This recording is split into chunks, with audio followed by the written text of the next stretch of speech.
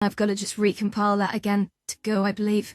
So now we've fixed that. This is visual scripting, by the way, and this is how you now code in Banter as of API 2. Visual scripting is actually really fun to work with. It's node-based, so it's a little bit scary at first if you've come from either writing actual code or using sort of code blocks. But yeah, it does make sense. It seems a bit cumbersome at first. But so now I've done that, if I just navigate myself over here a sec. Okay.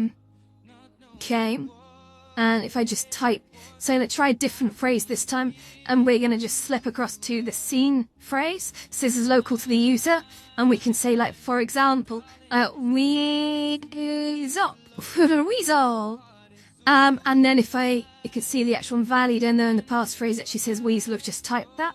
And if I hit delete, you can see it now.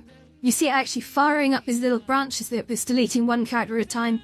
It does not crash now when we're at 0, so that's good. I'm going to put an upper limit on this as well to make sure people can't type in entire essays, because that's not going to work either. But then if I type in something, I press go, we'll see what happens. Boop. So that should, yeah, that will do something over there at runtime, so I'm going to stop that there. I'm going to head into here, bundle builder. I'm going to quickly deploy this. And then we'll see on the other side.